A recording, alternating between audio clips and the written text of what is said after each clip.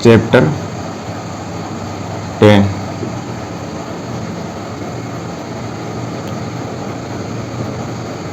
Halogen व्युत्पन्न। तो दोस्तों आज हम वापस शुरुआत करेंगे हेलोजन व्युत्पन्न चैप्टर से। तो उसमें अपन ने पढ़ लिया था वर्गीकरण। देखो जो पहला पॉइंट था वर्गीकरण वाला वो अपन ने पढ़ लिया था। इसमें कुछ पॉइंट बाकी थे क्लासिफिकेशन वाले पॉइंट में।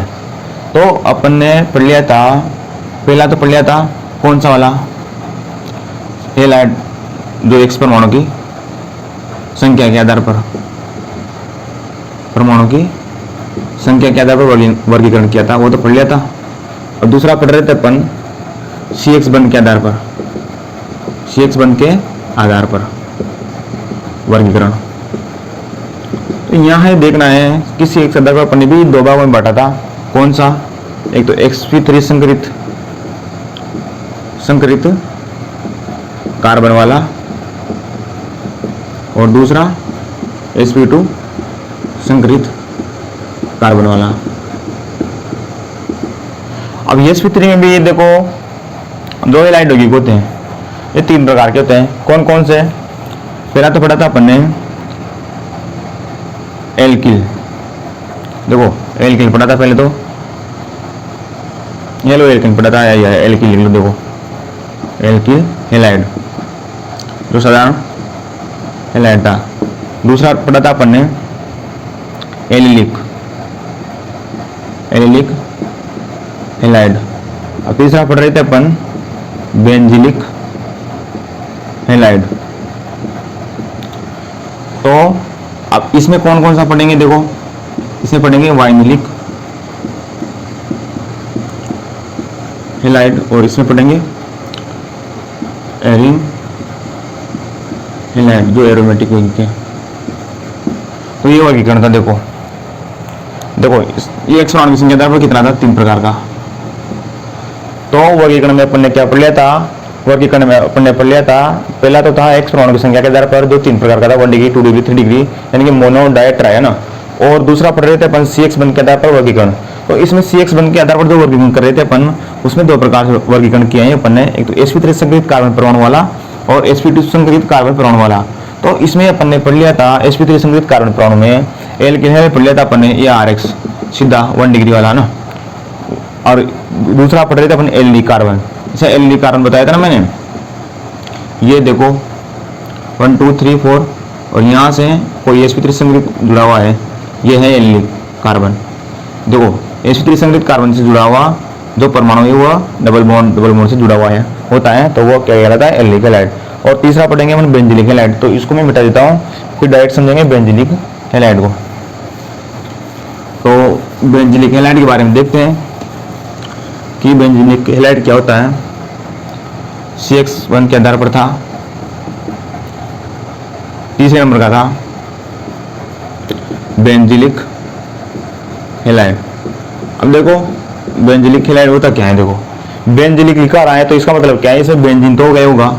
देखो बेंजीन की संरचना कैसी होती है, ऐसी होती है, डबल बॉन्ड एकांतर क्रम में। देखो डबल बॉन्ड होता है, फिर डबल बॉन्ड पे सिंगल, फिर डबल पे सिंगल, फिर डबल, इसको बेंजीन की संरचना है बेंजीन की। तो बेंजिलिक हैलाइड आ रहा है, तो देखो अपन को क्या पढ़ना है, sp3 संकरित कार्बन। तो जो बेंजिलिक हैलाइड होगा तो इसकी परिभाषा कैसे देंगे कि जो यौगिक है उसमें एरोमेटिक जो श्रृंखला है उससे एक कार्बन जुड़ा होगा CH2, ठीक है। ये जो ये समूह है, ये कौन सा समूह है, बेंजिलिक। अगर ऐसी श्रृंखला दिख जाए अपन को और उससे क्या जुड़ा हो, हैलाइड यौगिक, तो क्या कहलाता है, बेंजिलिक हैलाइड। तो इसकी परिभाषा कैसे लिखेंगे अपन कि वह एरोमेटिक यौगिक जिससे sp3 संकरित कार्बन जुड़ा हो और उस कार्बन से हैलाइड परमाणु जुड़ा हो, तो क्या कहलाता है, बेंजिलिक हैलाइड यौगिक। तो इसको उदाहरण से जानते हैं। अब देख लेते हैं यहाँ पर उदाहरण, ये बेंजीन बना रहा हूं मैं, तो बेंजीन बन गया। देखो अब यहाँ मैं लिख रहा हूँ sp3 संकरित कार्बन, अब यहाँ लिख लिया मैंने क्लोराइड। तो ये क्या हो गया, ये तो बेंजिलिक समूह गया, यहाँ से यहाँ तक ये वाला बेंजिलिक समूह गया। तो इसका नाम क्या हो जाएगा, यहाँ लिख देता हूँ मैं नाम बेंजिलिक क्लोराइड, इसका नाम हो गया। अब देखो अपन ने sp3 संकरित कार्बन के आधार पर कर लिया। अब अपन करेंगे वर्गीकरण किसके आधार पर, sp2 संकरित कार्बन परमाणु के आधार पर, जो बी प्रकार का था।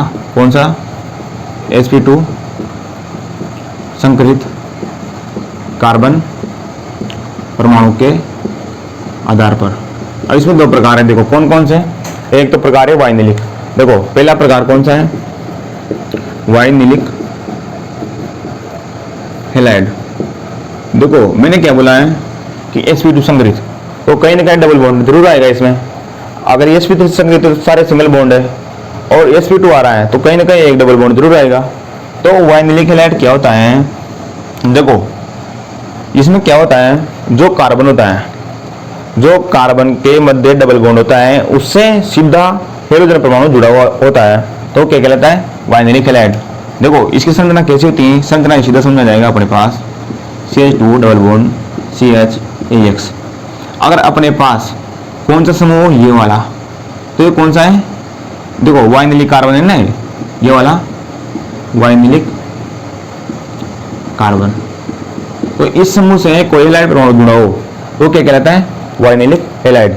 यदि हाइड्रोजन परमाणु जो कार्बन परमाणु है sp2 संकरित, देखो sp2 संकरित का डबल बॉन्ड, ये सिंगल बॉन्ड, दो तो डबल बॉन्ड है और दो सिंगल बॉन्ड है, ये कौन सा संकरण है, sp2।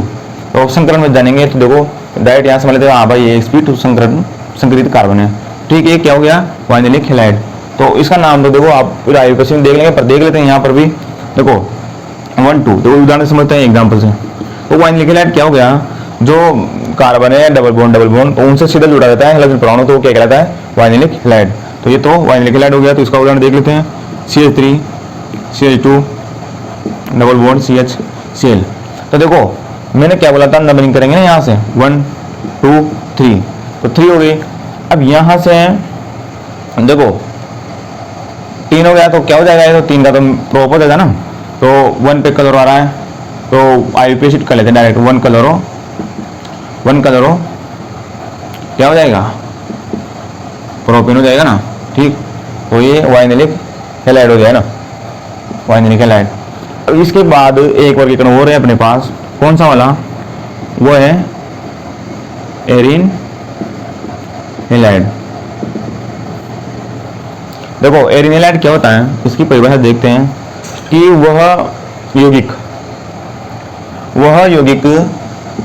देखो लिख के लेते हैं परिभाषा, वह यौगिक जिसमें हाइड्रोजन परमाणु, देखो हाइड्रोजन परमाणु, वह यौगिक जिसमें हाइड्रोजन परमाणु सीधा बेंजीन वलय से जुड़ा हो, वह यौगिक जिसमें हाइड्रोजन परमाणु सीधा बेंजीन वलय से जुड़ा हो, एरिन हैलाइड यौगिक कहलाता है। तो ये अपने पास क्या हो गया, एरिन हैलाइड यौगिक हो गया। तो यहाँ से इसकी संरचना देख लो, देखते हैं कैसे। अब यहाँ पर मैं बेंजीन संरचना बनाता हूँ, तो मैंने बेंजीन संरचना बना दी, ठीक है, ये मैंने बना दी। अब यहाँ में बना दिया क्लोरीन, तो ये क्या हो गया, साधारण नाम भी, देखो इसका नाम क्या हो गया, क्लोरो बेंजीन। तो देखो ये सिंगल बॉन्ड है,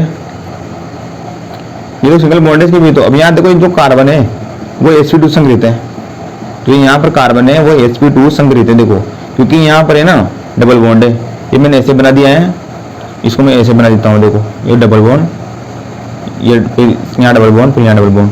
तो देखो यहाँ से देखो ये कार्बन डबल बॉन्ड आ गया, दो सिंगल बॉन्ड आ गए, तो sp2 संग्रहित हो गया यहाँ पर। तो sp2 संग्रहित कार्बन से जुड़ा हुआ है सीधा कौन, क्लोरीन हैलाइड यौगिक, तो क्या हो गया, क्लोरोबेंजीन हो गया। तो ये अपना वर्गीकरण पूरा हो गया, और वर्गीकरण तो इतना ही है। देखो इसके बाद अपन पढ़ेंगे C1 साबुन की प्रकृति, आईयूपीएसी नामकरण और विरचन की विधियाँ। तो विरचन की विधियाँ बहुत इंपॉर्टेंट है, जो परीक्षा में हर बार पूछी जाती हैं। तो अपन पढ़ते हैं, इसके बाद आईयूपीएसी नामकरण देख लेते हैं हैलाइड यौगिकों का। तो मैं वैसे पहले पढ़ा चुका हूँ, पहले लिस्ट बनी हुई है उसकी अलग से। तो आईयूपीएसी नामकरण देख लेते हैं इनका, हाइड्रोजन यौगिकों का आईयूपीएसी नामकरण। पॉइंट नंबर 2, ठीक है। तो मान लो मैं लिख रहा हूँ यहाँ पर CH3CH2Cl, तो इसका आईयूपीएसी नाम क्या होगा?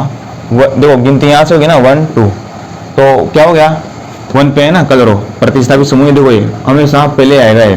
देखो प्रतिस्थापित समूह होता है जो जो परमाणु है वो प्रतिस्थापित समूह वो हमेशा पहले आएंगे, तो इसको पहले लिखना है अपन को, आईयूपीएसी नाम है। तो क्या हो जाएगा 1 कलरो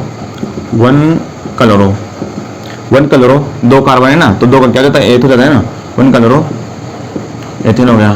तो ये तो हो गया। अब यहाँ पर देखते हैं CH3 CH2 CH3 CH। अब तो यहाँ से देखते हैं, तो वो सबसे लंबी कार्बन श्रृंखला गिनो 1 2 3 4 5 1 2 3 4 5 1 2 3 4 5। देखो अब प्रतिस्थापित समूह देखो यहाँ से जो प्रतिस्थापित समूह देखो गिनती करते हैं यहाँ से 1 2 3 4 5। तो यहाँ पर देखो 1 पे तो कलर हो गया और 3 4 पे क्या हो गया 3 4 हो गया मेथिल समूह। ठीक है, तो इसका नामकरण किसे होगा? ये तो प्रतिस्थापित समूह है ना, तो कहाँ आएगा पहले आएगा ये तो क्या हो जाएगा 1 कलरो 3 5 दो कॉमा आएगा ना, फिर डैश डाई मेथिल। कितने कार्बन की चेन है 1 2 3 4 5 की ना, क्या हो जाएगा सिंगल बॉन्ड है तो पेंटेन हो जाएगा। 1 कलरो 3 5 डाई मेथिल पेंटेन हो गया। तो इसका आंसर क्या हो गया? आईयूपीएसी नाम ये हो गया। अब इसका देखते हैं, ये तो मोनो जो हेलो एल्केन है उसका नामकरण हुआ। अगर 2 हेलोजन परमाणु हो तो उसका नामकरण कैसे होगा? तो 2 हेलोजन परमाणु हो तो उसका नामकरण देखते हैं। मान लो CH3 CH2 CH Cl Cl ये हो तो उसका नामकरण कैसे होगा? देखो वही पद्धति अपनी 1 2 3 क्या नंबरिंग करने की। तो देखो 1 पे देखो डाई है ना, देखो कलोरीन तो 2 हो गया ना, तो यहाँ क्या बोल देंगे 1 डैश लगा के डाई क्लोरो प्रोपेन हो जाएगा ना, डाई क्लोरो प्रोपेन। अब देखो इसका साधारण नाम क्या होगा? अपन ने वो चीज़ पढ़ी थी, अपन ने आपको पता होगा, अपन ने पढ़ा था जेम डाई हेलाइड, और एक और पढ़ा था अपन ने विसिनल डाइलाइड, विसिनल डाई हेलाइड अपन ने भी पढ़ा था। तो देखो इसमें अपन को ये देखना है कि इसका साधारण नाम क्या होता है। पहले तो साधारण नाम से आ जाता है ये कई बार। तो देखो जेम का साधारण नाम पे रहता है। देखो जेम का तो वही है कि एक कार्बन से 2 हेलोजन परमाणु जुड़े हुए हैं, तो वो क्या कहलाता है? जेम डाइलाइड। तो इसका साधारण नाम क्या होगा? इसका साधारण नाम है एल्किलिडीन हेलाइड। एल्किलिडीन हेलाइड, तो इसका साधारण नाम दिया हो गया। अब देखो विसिनल की बात करते हैं, तो इसका साधारण नाम क्या हो जाएगा? इसका साधारण नाम देखो एल्किलिन हो जाएगा। इसका हो जाएगा एल्किलिन हेलाइड, तो इसका साधारण नाम दिया हो गया। अब इसको उदाहरण से देखते हैं। देखो इसको उदाहरण से देखते हैं अपन CH3 CH डबल बॉन्ड, ये देखो डबल क्या क्लोरीन है डबल। तो यहाँ पर देखते हैं, देखो पहले तो पहचानो कौन सा है? जेम डाइलाइड है ना, जेम डाइलाइड है क्योंकि एक कार्बन से देखो 2 हेलोजन परमाणु यानी कि 2 क्लोराइड परमाणु जुड़े हुए हैं। तो देखो क्या हो जाएगा यहाँ पर, देखो 2 है ना तो एथीन हो जाएगा ना, तो एथिलिडीन, देखो एथिलिडीन हो जाएगा ना, एथिलिडीन क्लोराइड ना, तो क्लोराइड ये हो गया। अब इसका आईयूपीएसी नाम ही देख लेते हैं, आईयूपीएसी नाम। देखो 1 2 ये तो देख लेता ना 1 2, तो 1 पे ये दोनों क्लोरीन, तो 1,1 डाई क्लोरो प्रतिस्थापित समझ ना, तो आ गया ना डाई क्लोरो एथेन, ये इसका आईयूपीएसी नाम हो गया। अब इसका देखते हैं। देखो यहाँ पर हैं CH2 ये Cl ये Cl। तो देखो मैंने क्या बोला था, विसिनल क्या होता है? विसिनल वही होता है कि जो निकटवर्ती कार्बन परमाणु हैं उनसे दो हेलोजन परमाणु जुड़े हुए हैं, तो क्या कहलाता है? विसिनल डायहाइड कहलाता है। तो इसका जो साधारण नाम है वो तो देखो क्या हो जाएगा, दो कार्बन है ना, तो क्या हो जाएगा? एथिलीन, एथिलीन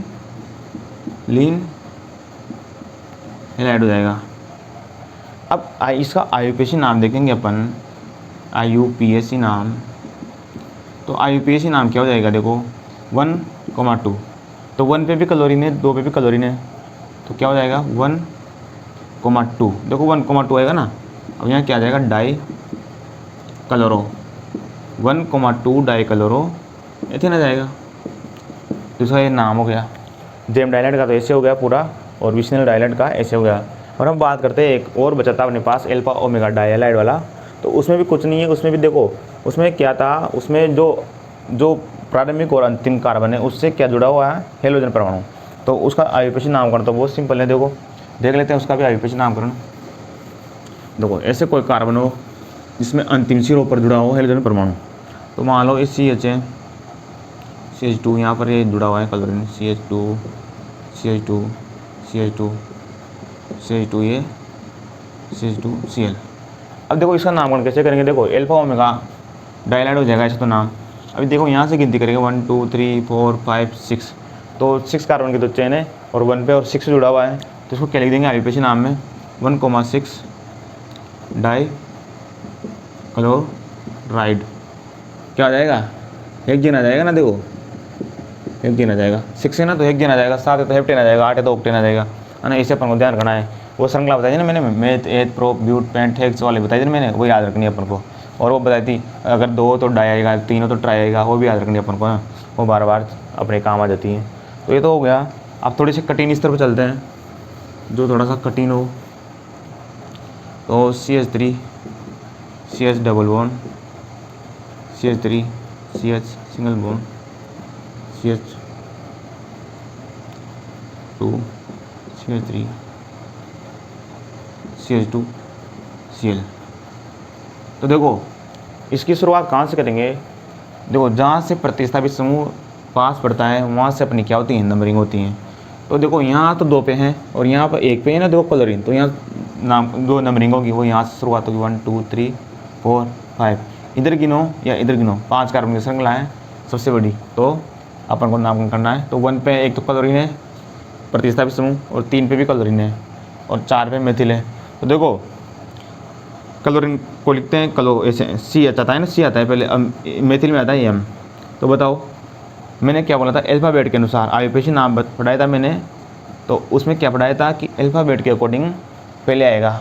तो इसमें अपन को अल्फ़ाबेट के अकॉर्डिंग देखना है, तो क्लोरीन पहले आता है और मेथिल बाद में आता है, M बाद में आता है ना, C पहले आता है फिर M बाद में आता है। तो मैं क्या लिखूँगा इसका नामकरण? तो 1,3 डाई, देखो यहाँ डेस लगाना बोला, 1,3 डाई, देखो डाई मेथिल थोड़ी है, डाई तो क्लोरो है ना, देखो डाई क्लोरो। और फिर चौथे स्थान पर क्या है? डेस लगाओ, और मेथिल। अब 5 कार्बन की श्रृंखला है तो क्या हो जाएगा? पेंटेन हो जाएगा। ये इसका IUPAC नामकरण हो गया। अब ऐसी बात करते हैं अपन जो डबल बॉन्ड आता है। तो डबल बॉन्ड आता है तो उसकी भी देख लेते हैं। कोई भी श्रृंखला है अगर उसमें डबल बॉन्ड आ रहा है तो उसका नामकरण कैसे करेंगे? देखो CH3 है, CH है, डबल बॉन्ड आ गया, CH है। अब यहाँ पर मान लो क्लोरीन आ गया, तो उसका नामकरण कैसे होगा? देखो प्रतिस्थापित समूह यहाँ से और सिंगल डबल बॉन्ड कहाँ से पास पड़ रहा है? 1 2, इधर से तो पास नहीं पड़ रहा। देखो यहाँ तो 2 पे पड़ रहा है और यहाँ पर 1 पे पड़ रहा है ना, तो यहाँ से नंबरिंग होगी 1 2 3। तो देखो अब यहाँ से नंबरिंग तो गई, तो प्रतिस्थापित समूह तो देखो क्लोरीन है, तो आगे आना ही आना है, तो क्या हो जाएगा? 1 क्लोरो। अब ये जो मैंने बोला था पहले IUPAC नामकरण की, जो मैंने पहले पढ़ाया था मैंने उस IUPAC नामकरण की सीरीज में, तो मैंने क्या बोला था? जो ईन आएगा और जो डबल बॉन्ड और जो ट्रिपल बॉन्ड आएगा वो हमेशा किस में आएगा? अनुलग्न में आएगा। डबल बॉन्ड या और सिंगल बॉन्ड किस में आएगा? अनुलग्न में। और जो हेलोजन परमाणु हैं वो किस में आएंगे? पूर्व लगन में। और मैंने हाइड्रोजन परमाणु को याद करने की ट्रिक भी बताई थी मैंने, कैसे बताई थी, फिर कल बार आई आंटी, तो ऐसे बताई थी मैंने। फिर का क्या हो गया, फिर कल बार आई आंटी, तो क्या हो गया, फ्लोरीन, क्लोरीन, ब्रोमीन, आयोडीन, स्ट्रैटिनम, है ना। तो ये हो गया। तो ये तो केस में आएगा, पूर्व लग्न में आएगा हमेशा। तो 1 क्लोरो क्या हो जाएगा, 3 के ना, तो प्रोप 1 पे ना डबल बॉन्ड 1 इन, इसका ये ऐसे में नाम हो गया। अगर ये 2 पे होता तो यहाँ प्रोप 2 इन आ जाता। देखो कोई भी होता ना, ब्यू 2 इन ऐसे हो जाता कोई भी ना। मान लो एक उदाहरण और ले लेते हैं, देखो समझ लेते हैं एक उदाहरण से और, CH3 CH double bond CH। अब यहाँ पर ले लेता हूँ मैं CH2 Cl।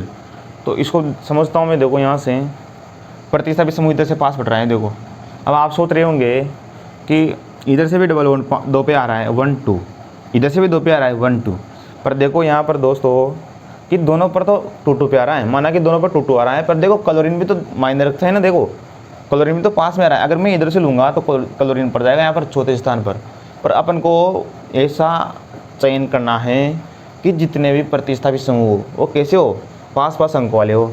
तो देखो मैं यहाँ से नंबरिंग करूँगा तभी तो पास पास पड़ेंगे ना, 1 2 3 4। तो ये देखो 4 कार्बन की चेन है, तो अर्धों पे क्या आ रहा है, डबल बॉन्ड आ रहा है, यानी कि इन वाला अनुलग्न लगेगा। तो मैं यहाँ से लिख देता हूँ, पूर्व लगन आ गया ना 1 पे, तो क्या हो जाएगा 1 क्लोरो। अब 1 क्लोरो तो हो गया। अब उसके बाद में आएगी कार्बन श्रृंखला की चेन, कितने की, 4 की। तो 4 का क्या होता है, ब्यूट। अब ब्यूट है तो 2 पे क्या आ रहा है, इन आ रहा है, तो ब्यूट 2 इन। तो ये ऐसे अपन को आयुर्वेद नामकरण करना है। तो ये अपन का आयुर्वेद नामकरण था, और वैसे बहुत सारी चीज़ें आयुर्वेद नामकरण में तो अपन देखेंगे। और मैंने आयुर्वेद नामकरण पढ़ा भी रखा है पहले, तो उसको ज़रूर देखना। और अब मान लो कोई एरोमेटिक यौगिक है तो उसमें भी सिंपल नामकरण, तो मान लो देखो ये बेंजीन वाले हैं, देखो ये बेंजीन वाले हैं यहाँ पर। अब इससे कोई एक परमाणु जुड़ा हुआ है, तो इसका नाम क्या होगा, आयुर्वेद नाम, इसका नाम होगा हेलो बेंजीन। अब हेलो बेंजीन कैसे, अब मान लो यहाँ पर ब्रोमीन जुड़ा है, तो ब्रोमीन जुड़ा है यहाँ पर, तो ब्रोमीन का क्या हो जाएगा, ब्रोमो 1 ब्रोमो बेंजीन लिख दो या ब्रोमो बेंजीन लिख दो, कोई दिक्कत नहीं, डायरेक्ट ब्रोमो बेंजीन हो जाएगा। देखो ये तो हो गया। अगर ये प्रतिस्थापी के रूप में काम करता है तो ये फिनिल बन जाता है, फिनिल। अगर ये प्रतिस्थापी के रूप में काम करे तो ये क्या बन जाता है, फिनिल बन जाता है। इसको डायरेक्ट ऐसे लिख सकते हैं C6H5, ये है अब बेंजीन फिनिल समूह। अब एक और उदाहरण से देखते हैं, जो मैंने लिखाया था आपके बेंजिलिक कार्बन, जो बेंजिलिक लिखाया था ना हैलाइड यौगिक, तो उसमें अपन ने क्या लिखाया था कि जो बेंजीन था, अब इसमें क्या था, जो कार्बन था CH2 यहाँ X जुड़ा हुआ था, ये तो क्या है, देखो बेंजील समूह है ये वाला, यहाँ से देखो ये वाला कौन सा है, बेंजील, बेंजील समूह इंपॉर्टेंट चीज़ है ना, इंपॉर्टेंट। अब मान लो यहाँ से एक हाइड्रोजन और हट जाए, यहाँ पर एक हाइड्रोजन और हट जाए यहाँ से, तो ये क्या बन जाएगा, ये हो जाएगा बेंजल, ये बेंजल बन जाएगा। और यदि एक हाइड्रोजन और भी हट जाए यहाँ से, एक हाइड्रोजन यदि और भी प्रतिस्थापित हो जाए तो ये क्या बन जाएगा, बेंजो, बेंजो प्रतिस्थापित समूह बन जाएगा। ऐसे अपन को ध्यान रखना है, ये बेंजो, ये अपन को ध्यान रखना है। अब इसका नामकरण करेंगे अपन, तो ये क्या हो जाएगा, बेंजिलिक। जैसे यहाँ पर क्लोरीन है तो क्या हो जाएगा, बेंजिलिक क्लोराइड, है ना। तो अरे मान लो ब्रोमीन है, बेंजिलिक ब्रोमाइड, तो ये तो ऐसे हो जाएगा। अब इसके बाद देखते हैं अपन C1 साबुन की प्रकृति। तो C1 साबुन की जो प्रकृति हैं तो वो कैसी हैं, देखो अपना पॉइंट नंबर 3, C1 आबंध की प्रकृति। अपन पॉइंटों के आधार पर पूरा सिलेबस कवर कर लेंगे और धीरे धीरे कॉन्सेप्ट क्लियर होते जाएंगे। तो C1 साबुन की प्रकृति है, देखो कार्बन है और यहाँ पर हैलाइड यौगिक है। तो कार्बन तो अपना जो हेलाइड यौगिक है उसकी अपेक्षा कमजोर है विद्युत ऋणात्मकता में। देखो यहाँ पर जो हेलाइड यौगिक है उनकी विद्युत ऋणात्मकता अधिक होती है। तो मान लो कोई भी मेथिल समूह है, मान लो कोई भी समूह है RX, ठीक है, ये समूह है। अब यहाँ पर मैं बोलूँ विद्युत ऋणात्मकता की, तो यहाँ पर जो हेलाइड यौगिक है उसकी विद्युत ऋणात्मकता अधिक है। तो जो बॉन्डिंग सिस्टम है उसको, जो इधर आकर्षण का बॉन्ड है वो किसकी साइड लगेगा, वो लगेगा हेलाइड की, जो हेलोजन यौगिक ना उसकी तरफ लगेगा। तो ऐसे लगेगा ना, तो जो हेलाइड यौगिक है और कार्बन परमाणु है, तो जो इनकी विद्युत ऋणात्मकता है, विद्युत ऋणात्मकता है में अंतर, विद्युत ऋणात्मकता में अंतर है। तो इनकी जो विद्युत ऋणात्मकता है उनमें अंतर के कारण क्या होता है कि इनमें आंशिक धनावेश उत्पन्न हो जाता है। तो आंशिक धनावेश का मतलब क्या होता है कि इसमें तो नेगेटिव आवेश क्यों, क्योंकि जो अधिक विद्युत ऋणी है उसके ऊपर तो आंशिक ऋणावेश, और जो कम विद्युत ऋणी है उसके ऊपर आंशिक धनावेश आ जाता है। तो इसकी प्रकृति कैसी हो जाती है, देखो बंद तो संयोजक बंद होता है, पर इसकी प्रकृति कैसी हो जाती है, ध्रुवीय प्रकृति हो जाती है। तो हम क्या बोल सकते हैं कि सेक साबुन की प्रकृति कैसी होती है, ध्रुवीय। क्यों होती हैं, क्योंकि जो हेलाइड यौगिक है उनकी विद्युत ऋणात्मकता कार्बन की अपेक्षा अधिक होती है। तो विद्युत ऋणात्मकता का क्रम है, तो मैंने बताया था फिर कल बाहर आई 20। तो fluorine, chlorine, bromine, iodine, styrene, तो अपन को तो 4 ही ध्यान रखना है। जो विद्युत ऋणात्मकता है वो ऊपर से नीचे जाने पर क्या होती हैं, घटती हैं, ऊपर से नीचे जाने पर घटती हैं। तो इसका मतलब क्या हुआ कि फ्लोरीन की विद्युत ऋणात्मकता अधिक है, यानी कि जो विद्युत ऋणात्मकता क्रम है फ्लोरीन, क्लोरीन, ब्रोमीन, आयोडीन, किसका क्रम है, विद्युत ऋणात्मकता का। तो बताओ सबसे ज़्यादा ध्रुवीय कौन सा रहेगा। तो यहाँ पर जो मैं बताऊँ, यहाँ पर सबसे ज़्यादा प्रबल बॉन्डिंग किसकी रहेगी, फ्लोरीन की, यानी कि मेथिल फ्लोराइड की, फ्लोरोमेथिल, इसकी ध्रुवीय प्रकृति ज़्यादा रहेगी। तो आंसर है ना, तो ऐसे अपन को देखना है और ये क्रम ध्यान रखना है। देखो और अपन इसके बाद देखेंगे देखो बेंजीन का जो आबंध की प्रकृति है वो बेंजीन वाले चैप्टर में देखेंगे। उसमें क्या होता है, अनुनाद होता है ऐसे। ये क्या होता है, यहाँ पर क्लोरीन होगा तो यहाँ से जो लोन पेयर होंगे ना तो उसमें अनुनाद होगा, फिर यहाँ से है ना, तो उसकी बाद में देखेंगे, जो उसका चैप्टर उसका जो टॉपिक पढ़ेंगे ना तब देखेंगे। तो इसकी प्रकृति कैसी होती है, ध्रुवीय होती है, क्योंकि जो इनकी विद्युत ऋणात्मकता है उनमें अंतर होता है। अंतर होने के कारण क्या होता है, इन पे आंशिक धनावेश उत्पन्न हो जाता है हेलाइड पर, और इस पर कार्बन पर क्या हो जाता है, आंशिक धनावेश उत्पन्न हो जाता है। तो ये तो प्रकृति हो गई। अब इसके बाद अपन देखते हैं विरचन की विधियाँ। तो सबसे इम्पोर्टेंट पार्ट अपन का क्या रहेगा, अपना रहेगा विरचन की विधियाँ। देखो एल्किल हेलाइड अपना रहेगा, एल्किल हेलाइड की विरचन की विधियाँ सबसे इम्पोर्टेंट।